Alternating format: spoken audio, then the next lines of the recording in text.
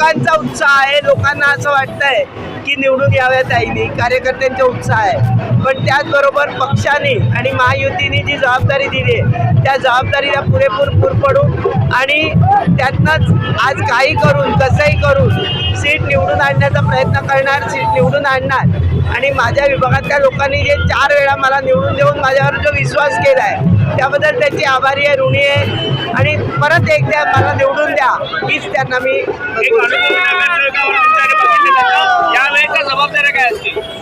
यावेळेसच्या जबाबदाऱ्या काही असो, पक्षाने काही जबाबदारी देव न देव, पण माझ्या विभागासाठी माझी सगळ्यात मोठी जबाबदारी आहे की माझ्या विभागाचा विकास होणं।